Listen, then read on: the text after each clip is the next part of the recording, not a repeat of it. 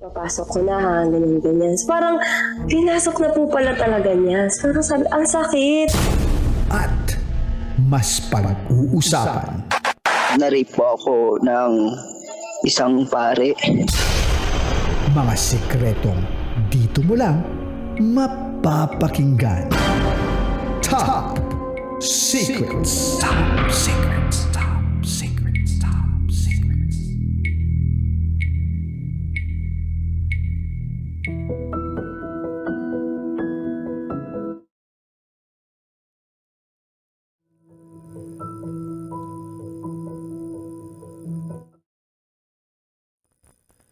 Good evening Luzon, Visayas, Mindanao, Metro at Mega Manila.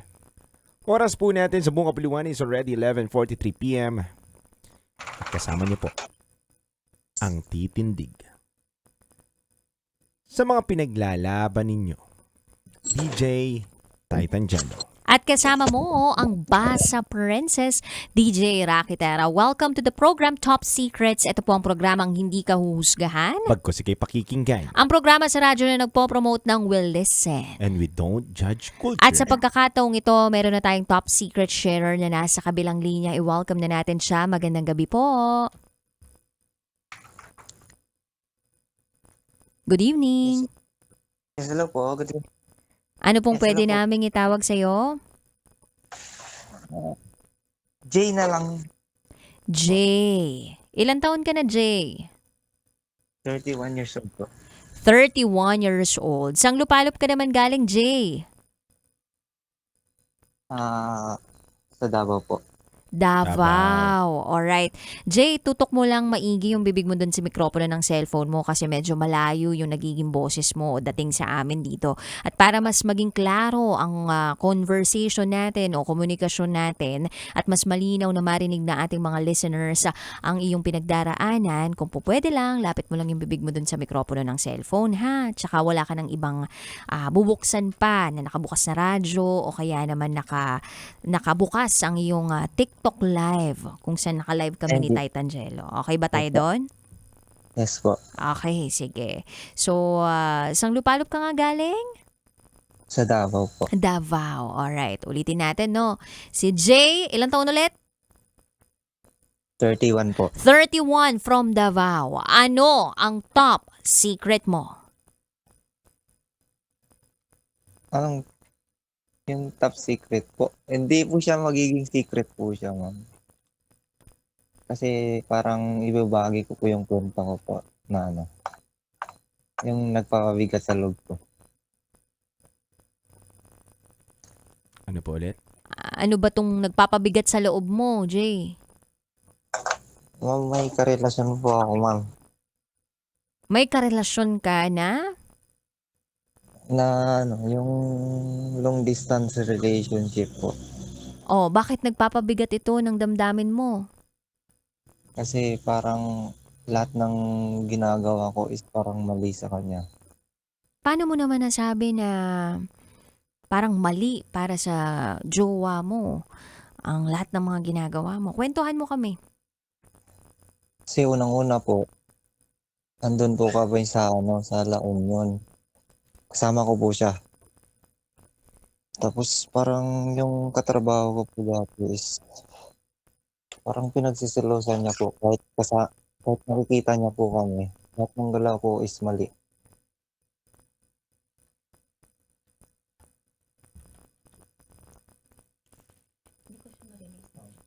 Tapos nung umuwi na po ako ng Davao, pati trabaho ko dito is na-apektuhan ako. Kaya po ako umalis dito para lang yung parang mabigyan siya ng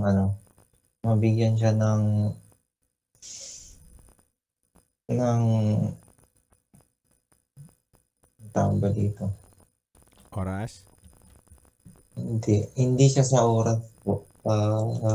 Yung peace of mind niya po na parang iniiwasan ko yung babae na yun. Assurance? Opo. Pero tapos pagdating na po dito, parang ganun lang din po yung ginawa niya.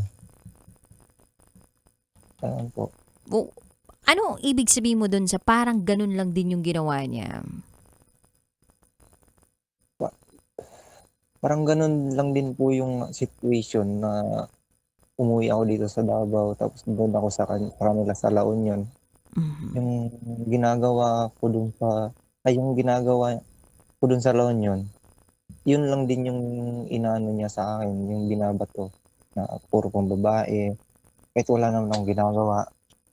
Mm. Medyo Jay, anuhin naiintindihan natin ko. ha, klaruhin natin tong mga Himay-himayin natin. nababanggit mo sa amin ha, kasi alam naman namin na medyo mahirap din talaga magbahagi ng bigat ng nararamdaman ng isang tao. Okay, sige. So Jay, may distansya sa pagitan ninyo originally nitong girlfriend mo, tama? Yes po. Okay. So ngayon, tinanggal mo yung distansya, pumunta ka sa kanya para magkita kayo. Opo. At para mawala yung Ah, agam-agam niya na nambababae ka. opo. Okay. Pero doon sa paglapit mo sa kanya at sa pagiging magkasama ninyo, hindi pa rin nabago yung tingin niya sa iyo, tama? Yes po. Kasi unang-una po nakilala ko lang po siya sa online tapos galing po ako abroad. Gano'n po. Yung ano, galing ako sa abroad tapos pumunta ako ng La Union, diretso sa kanila, hindi na ako umuwi ng Davao para lang maipakita ko yung love sa kanya. Gano'n Mm. po. Ano bang mga sinasabi niya ngayon sa iyo, ngayong magkasama na kayo? Nung nagkasama kami, okey naman hanggang tumatagal mga 3 months, 4 months, bumabalik na naman, gano'n. Ano tong mga bumabalik na naman? Hinuhusgahan ka na naman niya na nambababae ka? Oo, gano'n kasi hindi ko talaga maintindihan yung ano, yung Mm. situation niya ngayon, eh. Saan ba nanggagaling itong mga haka-haka niya tungkol sa mga ginagawa mo? May nangyari na ba sa nakaraan ninyo na napatunayang nagkaroon ka ng iba? Hindi pa po. Siguro ugali niya lang pero iniintindi ko na lang. Tapos Mhm. ngayon po nabibigatan na ako, gano'n. Hindi ko na maintindihan. Mhm. Gaano kayo katagal na magkarelasyon? Sa ngayon po is 3 years and 6 months. 3 years Ano and po 6 months. oo. Pwede mo Tapos bang sabihin sa amin kung anong mga nagustuhan mo dito sa babaeng ito? unang-una po maganda po siya, maganda talaga. Maganda. Sino ka mukhang artista? Si Mylan Tulad ko po siya kay Kanino? sino yung jowa ni Alonte? Si Loisa Loisa Andalyo. Andalyo. Isa po, Oh, ikaw sino ka mukha mong artista? sa Paringa. Super Ingo. Super Ingo, ito si Makisig Morales. Opo, Makisig ka ba? sakto lang po. Sakto lang. Okay, so maganda siya. Ano pa, bukod sa magandang nagustuhan mong pagkatao niyo, personality niya? Unang-una po mabait naman po siya. Pero habang tumatagal lumalabas yung ugali kaya po parang parang inano ko po sa sarili ko na kilalanin ko muna siya bago siya pakasalan. Mhm. Jay, lahat tayo may kanya-kanyang ugali, no? Gusto lang namin maintindihan kung ano tong nakikita mong ugali ng babaeng ito. Selosa Ano, ba siya? Madamot ba siya? May sapak ba siya? Ano-ano? silosa po tsaka yung parang madamot kasi pagdating sa kapatid ko 'pag nagbibigay ako ng yung parang maliit na pera lang is nagagalit siya, gano'n. Ano sinasabi niya? Bakit daw nagbibigay ako, eh, ate Nagbibig... ko naman Na, sabi ko kailangan ko magbigay kasi nakikitira lang ako dito sa ate ko although sa amin 'tong bahay. mhm, Eh, ako na ang siyempre pangbayad ng kuryente, mhm, tubig, kahit pangkain namin. mm. Nagtataka ako ba't nagagalit siya? Sa kanya ba nagbibigay ka rin? Opo, paminsan-minsan po. Kasi Mhm, magkano naman sahod ko dito is nasa lang 26K gano'n. mhm. Mhm. Tapos Tapos, magkano dun yung naibibigay mo? yung pangbayad ng ano, ng pambayad ng utang ng ano, ng cellphone ng anak niya, cellphone ko, tapos yung motor na binabayaran namin, na iniwan ko dun sa La Union sa tatay niya. Ayun. So may mga nakuha na kayo na kayo mismong dalawa ang nagdesisyon katulad ng motor, tama? Opo, kasi Mhm. nung unang-una po, nung pagka-uwi ko sa La Union is nagbili po ako ng motor. Sinong Tapos may kagustuhan na bumili ng motor? Ikaw, siya, o yung tatay niya? kaming dalawa po, Para saan nyo gagamitin yung motor? para po sa ano namin, yung parang araw-araw na na, na service po, ganun po. Mm. Tapos Eh, nabenta na lang yung motor, tapos kumuha kami ng utang. Parang an- sinakripisyo ko yung motor ko para lang matustusan yung ano namin, yung araw-araw na gastusin, kasi nga nagkaroon ng bagyo dun sa La Union. mhm, Tapos parang napag-isipan na ibenta yung motor. mhm. At sino yung Tapos nagbabayad ng utang?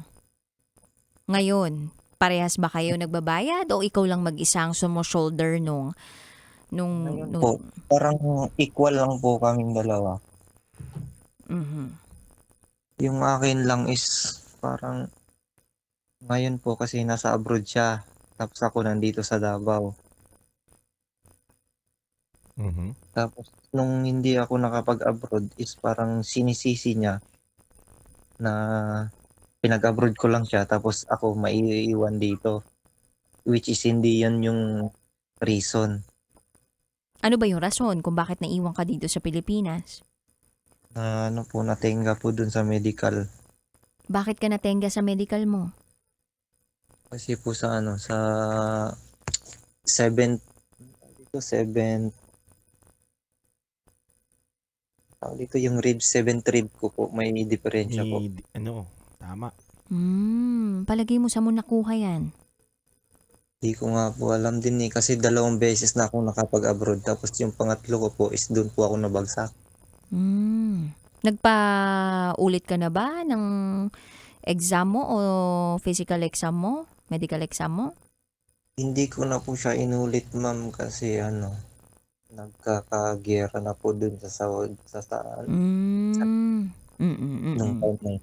So timing din na nagkaroon ka ng ganyang resulta sa medical exam mo tapos meron ding krisis sa ibang bansa. Tama? Yes O po. may kaguluhan.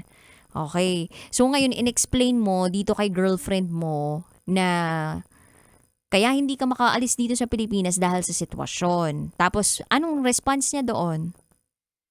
Yung response niya po is parang inaano niya po na tawag ba dito is parang pinauna ko lang siya para makapambabae ako dito. Mm. As in, Jay, wala talagang history ng pambababae mula sa'yo, ha? Ay hindi naman po siya na history. Ano May to? history pa pero hindi niya lang maintindihan kasi nga Jay, ah, Jay, yes po. diretsahan lang tayo. Nang babae ka dati, hindi. Habang magkarelasyon kayo ng jowa mo. Hindi po, mali lang yung pagkaintindi niya po. Anong meron? Anong meron sa inyo ng maling pagkakaintindi niya? Kasi may nagkainuman kami ng katrabaho ko na babae. Tapos naihatid ko po siya. Nagkainuman kayo. So, dalawa lang kayo or may kasama? May kasama po. Sino-sino? Pero gusto ko po siyang yayain, ayaw niya pong sumama. Yung girlfriend mo. Yes po. Di siya sumama sa inuman nyo na magtotropa na kasama yung girl na hinatid mo. Yes po. Ba't sa dami-daming babae doon na kainuman ninyo or makakasama mo, ba't siya yung hinatid mo? Kasi yung yung bahay ng hinatiran ko po is magkaiba po yung way ng direksyon ng kasama niya. Siya. Sino po? Yung hinatid mo, di ba may hinatid ka? Yes po. Oo, magkaiba kasi yung direksyon ng yung kasama namin kainuman na mga kasama ko din sa trabaho. So, Kaya ikaw, ba yung so siya lang po ikaw, yung nagpumuli po. pero ikaw, Jay, masasabi mo ba na on the way yung daan doon sa babae, papunta sa bahay nyo? O talagang naawa ka lang ba sa kanya kaya mo siya hinatid? O may iba ka pang Hindi, nararamdaman? hindi po. Kasi yung pag once na may bisita kami sa bahay kasi dito sa Davao is parang ano kasi siya welcome, yung parang wini-welcome namin yung isang tao tapos pagka ano is safe sila lahat na makauwi ganun. Hindi niya lang maintindihan yung culture niya namin dito sa Davao pagdating sa kanila. Kasi iniisip na Taga-asa ba yung na babae, Col? Taga-asa? oh, yes po, Taga-asa yung babae? taga-asa, taga ano po, La Union po. Hmm. Ganun ba yung mga Dabawen nyo? Naghahatid talaga? Hindi, yung parang sinisave lang namin yung ano namin, sir. Mga Is bisita yung, nyo? Bisita nyo? oh, Ba't yung isa lang? pag bisita kasi kami dito, sir, hinahatid talaga namin sa bahay pag walang service, yung mga ganyan. Kunyari, Ah, mahirap kasi magsakayan dito, tapos hinahatid oo. na lang sa Saka bahay, sa ganyan. Davao. Yes po. Saka sa Davao. Sa Matina po. Malapit lang din dito Matina. po sa ano sa Lab Radio. Sa harap Mm. lang mismo. Love Radio Davao. Nabrito Davao. Yes Mhm. po. Okay. So, Jay, naiintindihan mo ba na sa perspektibo ng isang babae, hindi magandang tingnan mula doon sa mga mata ng girlfriend mo na maghatid ka ng ibang babae bukod sa girlfriend mo o asawa mo, yung ganon? Naintindihan mo ba yun? Nagsorry ka ba sa kanya? Yes po, naiintindihan ko po. Nagsasorry po ako sa kanya pero wala akong motibo dun sa babae na yun. Ni Mhm. kahit kailan. Kasi kasama ko lang kasi sa trabaho. Sa Mhm. trabaho mo. Mhm. Pero Sigurado ka alam, naman doon. yes po, kasi sinasabi niya lagi na may alam niya lang mga girl code, yung mga ganyan. Yung sinisisi niya lang is yung girl. Hindi, pero kasi gusto mo bang marinig ang perspektibo ng isang babae sa ganon? Kaya nagsiselos yung babae. Dapat. Partner. Sige nga, partner. Bakit nga ba? Yes, yes po, sinabi ko naman sa kanya wala namang ano kasi walang intensyon ganun. Kasi unang-una po nagkasabayan na kami ng inuman ng babae na yon. Pero umuwi siya na nauna. Tapos yung mga nakasabayan namin, which is parang naghahanap pa kami ng masasakyan para lang maipunta Mhm. yung sasakyan para mapauwi yung mga kasama Okay, namin. Jay, at the end of the day, hindi naging komportable yung babae o yung girlfriend mo doon sa paghahatid mo doon sa babae. Kung tutuusin, 'di ba? Ang dapat na maging response mo sa kanya, pasensya na, hindi ko alam na makakasakit pala ako at hindi ka pala magiging komportable. Hindi ko na yun gagawin sa susunod. Kasi sa response mo ngayon dito sa programa, ang dating is that hindi mo, in-acknowledge mo yung feelings niya, yung nararamdaman niya, pero hindi mo siya naintindihan sa paraang gusto niyang maintindihan siya. Kaya doon nagmumula yung selos niya. Imbis na sabihin mo sa kanya na oo, ititigil ko na yun kasi hindi ko naisip yung mararamdaman mo, iisipin ng ibang tao kasi pag may nakakita sa inyong dalawa nung kaopisina mong yun o katrabaho mo, anong iisipin nila? Dalawa lang kayo tas ihahatid mo pa sa bahay, 'di ba? Hindi mo na poprotektahan yung relasyon ninyo, hindi mo na poprotektahan yung babae na sinasabi mong mahal mo, ang pinoprotektahan mo lang yung babaeng hinahatid mo. Yung ganong pagtakbo sa isip mo o baka hindi mo naiisip yung bagay na yun yung naiisip ng girlfriend mo. Kaya doon nagmumula yung pagsiselos niya. Kailangan niya ng assurance mula sa iyo na hindi mo nagagawin yun kasi hindi nga siya komportable doon. Tsaka partner, karagdagan lang. Sabi nga ni Dutdut kanina, nabasa ko na invalidate daw yung feelings ng girlfriend. Na parang hindi daw pinakinggan o iniisip ni Jay na masasaktan yung girl kapag may hinatid na iba. Oo. Kaya doon siya nagmumula. Tama. Baka hindi... Pero ilang beses ko na po kasi in-explain sa kanya po. Ayaw maniwala na ganun. Kaya po umuwi ako ng Davao. Palit ko po yung trabaho ko na umuwi ng Davao para lang sa ano, para Aha. assurance sa kanya. Actually, okay naman din na umuwi ka para maipakita talaga o maparamdam sa kanya na okay kayo. Pero kasi magkaiba yung umuwi ka for the sake of Okay, sige, uwi ako para maging peaceful ka. Pero magkaiba yun dun sa in-acknowledge mo na hindi mo nagagawin yun. At kumbaga kung wala ka mang intensyon, minsan kasi mas dun nagpapagulo ang lahat eh. Yung mga sasabihin pa ng isang lalaki, kaka-explain dun sa wala silang naging intensyon. Ang magandang strategy kasi dyan ng isang lalaki, oo, nagkamali ako, tama ka, hindi ko naprotektahan yung nararamdaman mo, valid yung nararamdaman mo, hindi ko nauulitin to. Kesa dun sa ipinagtatanggol mo pa yung sarili mo na, wala naman akong intensyon eh, bakit mo iisipan ng masama? Diba? Parang ganun yung naririnig ng babae. So ngayon, ang naiisip niya, pinoprotektahan mo yung sarili mo, yung babaeng hinatid mo, hindi siya, hindi yung nararamdaman niya. Tama. And para sa isang babae, masakit yun. Paano kung Yes po. pagkakatiwalaan tong lalaking to, kung ang pinoprotektahan niya, yung ego niya, yung reputasyon niya, o kung ano yung iisipin ng ibang tao, o yung paghahatid niya dun sa babae, at yung babae, at hindi yung nararamdaman ko. Yes po. So, minsan ang katapat lang talaga nun, sorry, tas tahimik ka na. Papakumbaba lang. Oo. Ibaba mo na. Oh, and kung nagawa mo na yun, good for you. Pero kung marami ka pang sinabi doon sa girlfriend mo pagkatapos nun, hindi talaga kayo magkakaunawaan at mas lalo lang niyang didikdikin na babaero ka. Kasi ginawa mo yun. Kasi nga hindi mo pa na-acknowledge fully yung gusto niyang ipaintindi sa iyo. Pero bilang lalaki, ma'am, is parang wala naman talaga kasi intention yun eh. Ano lang yun. Alam mo- Secured lang kami lahat na makauwi kasi. Yes, Jay, alam mo, Jay, ganyan din ako mag-isip dati, Jay. Ang dami ko inatid na babae dati, Jay. Sabi ko, wala akong intention, Jay. Gusto mo real talk, Jay, bilang isang lalaki na nag-uusap, Jay? Yes po.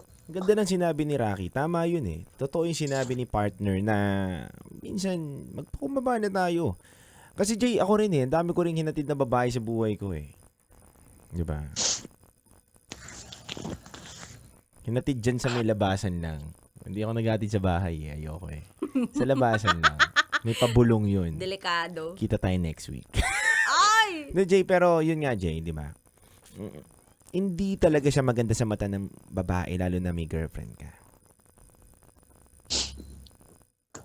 And tama si Rocky, bilang isang lalaki, kung mahal mo yung babae, intindihin mo yung nararamdaman niya. Unawain mo yung nararamdaman niya. Bilang isang lalaki, kasi kahit sang anong banda naman kahit sang anong banda, Jay, baliktarin natin yung sitwasyon. Makita natin yung babae o yung girlfriend natin or partner natin na maghatid ng ibang lalaki. Matutuwa ka, hindi? Yes po. Matutuwa ka? Hindi. Hindi po. Anong, Kasi, kahit sabihin niya sa'yo na, hindi, kaibigan ko lang yun, hinatid ko lang kasi dito sa Opo. Iloilo, Parang- hinahatid namin yung mga lalaki dito. Okay sa'yo yun? Hindi. parang inaano niya kasi kung palit tayo ng situation na Oo ganito nga, na ito nga, naman. Jay, ako na nga nagsasabi sa'yo eh. Makinig ka na muna sa akin. Yes po. Payag ka ba kung yung partner mo, girlfriend mo, magatid ng ibang lalaki? Tapos sasabihin niya sa'yo, dito kasi sa Iloilo, ganun yung traditional sa amin yun. Na maghatid kami kapag may bisita. Okay yun? Hindi. Hindi, di ba? Yes po. So, ganun din, Jay, yung nararamdaman niya.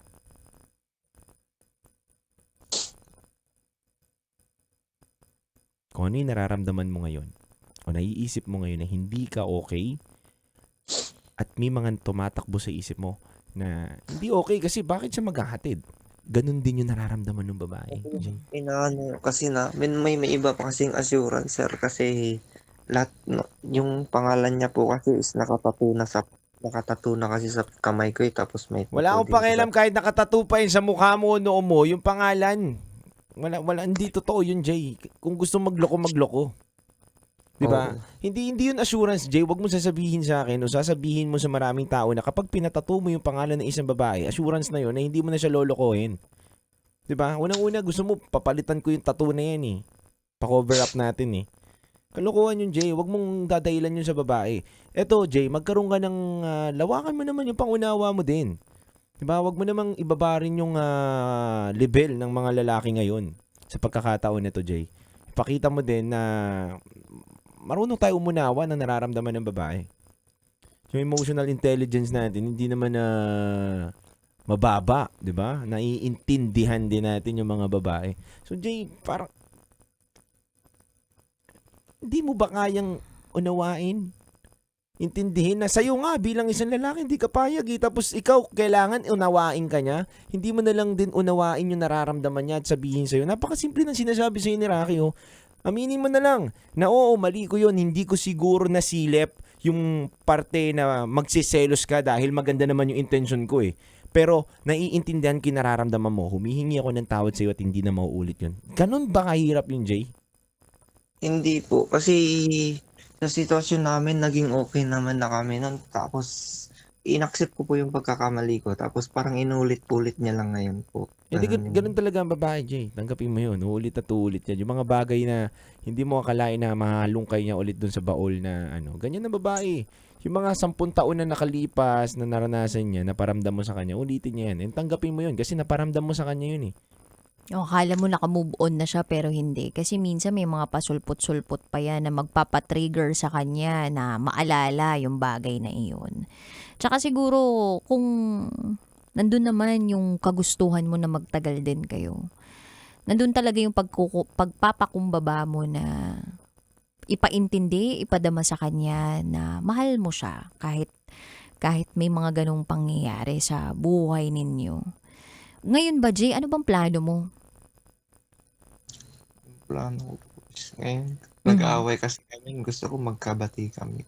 Gusto mo tawagan natin yung girlfriend mo? Yes po. Yes. O, sige, i-dial mo o i-message mo dito sa Viber number namin sa Love Radio yung Viber number nung girlfriend mo. Huwag mong sasabihin dito on air, ha? I-message mo lang dito sa Viber number natin sa Love Radio, yung number niya sa Viber para matawagan natin at para ma-Viber call natin siya. I think wala po siyang Viber. Ano lang po. Message na lang. Message, WhatsApp Jay. lang po. Sige, message mo na lang para sa girlfriend mo. Ang message ko is sana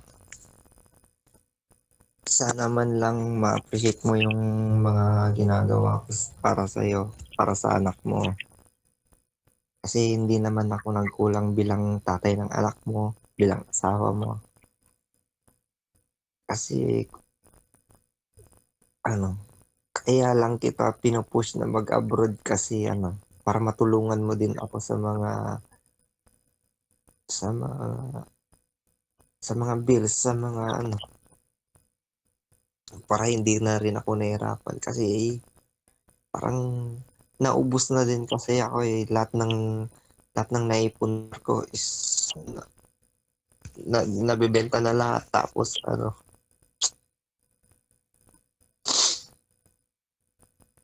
gusto kong may maranasan mo rin yung nararamdaman ko ganon na hindi dapat na ako lang yung nagsasakripisyo lagi.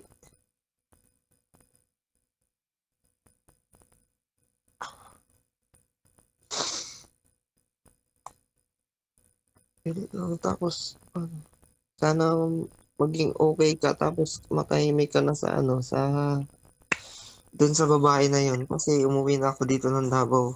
Wala na kaming communication.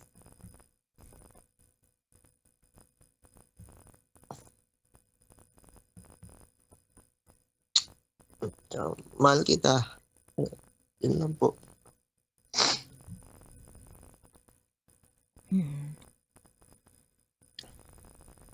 Yun lang ang gusto mong sabihin, Jay? Meron ka pa bang gustong idagdag? Yan lang po. Sana makawi ka na Mhm. na buo. Mhm. Okay ka lang dyan sa Kuwait. Mhm. Keep safe. I love you. Wow. Ayun. Send mo sa kanya yung link nitong live na ito, nitong video na ito mula sa YouTube channel ng Love Radio o kaya sa Spotify, ha? Yes po. Ayan. Maraming salamat, Jay, sa iyong pagtawag. And we hope na maghilom kung ano man yung mga issues ninyong dalawa ng girlfriend mo. Kasi kung nagmamahalan naman kayo, magkakaintindihan kayo, magkakaunawaan. At kahit nandyan yung hirap, kahit nandyan yung mga bagay na hindi nyo pa rin talaga ma-resolve, susubukan nyo talagang gawan ng paraan para ma-resolve yan. Tsaka, kung ano naman, kung talaga na-appreciate din naman niya yung mga sakripisyo mo, makikita at makikita naman niya yun. Okay? Yes po. Thank you so much, Jay, sa pagtawag. Yan po ang ating top secret sharer ngayong gabi. Jay, 31 years old from Davao. O, Titanjel, huwag ka na maghahatid ng babae, ha? Dami mong hinahatid kasi. Sa kanto. Sa kanto para... Ano yun eh, sabi ng Oh. AirPods ko yun. Ano? Paano sabi ng AirPods mo? Ay, Hatid hanggang labasan, ganun. Hatid hanggang labasan. hatid sundot? Oo. Baka hindi nyo lang hinahatid, ha? Sinusundot mo din, ha? Hatid ko hanggang labasan ako eh. Hinatid Sa mo labasan. sa hanggang labasan, Yun, tapos susundutin mo, susunduin mo pa. Hatid Hinaw. sundot, ganun. Yun. Hindi, pero pangit yun. Kapag may girlfriend ka, huwag ka na maghatid ng ibang babae. Oo, tsaka normally, ang ginagawa yan, punari, kung may babae kayong kailangang ihatid, totropa kayo, mga 4 kayo na lalaki, tas isa siya babae, ganun. Tapos unahin mo yung 4 na tropa mong ibaba, sunod mo yung babae. Hindi ganun yung yun. Hindi ganun yun. Tsaka, Mali ba yun? mali yun. Tsaka para din sa mga babae dyan na single o kaya naman, alam naman na yung maghahatid sa kanila, may mga karelasyon na. Huwag kayo pumayag na magpapahatid kayo kung hindi naman talaga magkakasama ang mga magtotropa, 'di ba? Kasi at the end of the day, hindi pa rin naman maganda siyang tingnan unless sobrang lahat planchado at alam ng jowa mo na ihahatid ka, nakapagpaalam, tapos hindi ka na talaga, pasuray-suray ka na, mas safe talaga na maihatid ka ng barkada mong yun. Pero kung hindi agree talaga yung jowa mo, ay makakaramdam yun na mailalabas niya yung pangil niya. Kasi may taong parang posibleng makawasak ng kanilang relasyon. Tsaka ano yun eh, anong tawag dito? Pagpoprotekta sa inyong relasyon. Tama. Hindi porke kailangan mo proteksyonan yung ibang tao, hindi mo na poproteksyonan yung relasyon ninyo. Kung meron kang dapat proteksyonan, yun ay ang nararamdaman ng partner mo at ang inyong relasyon, hindi ibang tao. Hindi mo yun priority. Tama. Kasi pwede naman magpatawag ng kung sino mang kuya niya, kamag-anak niya, para manundo sa kanya. Kaya Jay, gusto lang namin sabihin sa'yo, proteksyon bago Aksyon. Yan ha. Mag-protection ka na muna. Isipin mo yung mga nararamdaman ng mga taong nasa paligid mo at taong mahal mo bago ka gumawa ng Aksyon. Ha? Ayan. Kung magpapadala sa emosyon mo o sa mga nararamdaman mo. Totoo. Saludo! Wag sibakin ang tropa. Yan! Ganun. Huwag mo sibakin yung tropa. Totoo, kasi sisibakin ka ng girlfriend mo. Yan. Ganyan.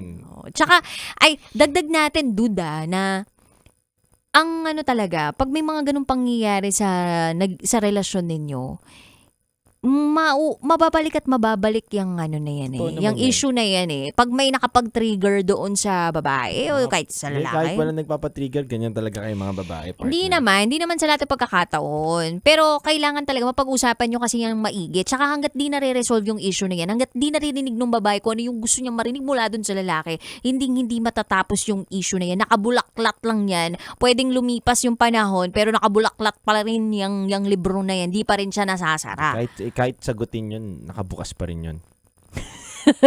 Pero dude, Huwag na kayo sa kabilang banda, hanggang kailan ba dapat pagbayaran ng isang lalaki ang ganong klaseng, diba? Habang buhay para sa mga babae.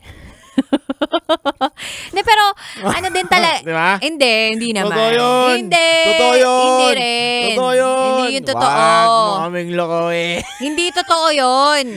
Sige nga. Kayong mga babae. Kayong mga babae. Grabe kayo. Ang hirap nyo makalimot.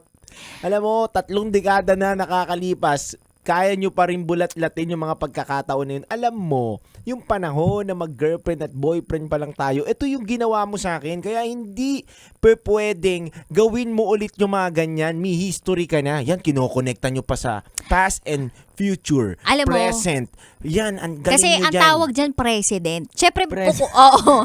President! Kumbaga parang kaya nga nangyari yun kasi 'di ba para matuto tayo sa kasalukuyan. Oh, sige. So ngayon, kumbaga sa lawyer, 'di ba, sa mga attorney, 'di ba ang gagawin niyan, bubulaklatin ng attorney ang mga naging kaso dati, 'di ba? Okay. Yun yung president eh. Meron na po tayong naging president dito. Yan. Ito yung magiging source natin para ayusin natin ang problema ngayon. Parang ganun lang din, 'di ba, ang mga babae.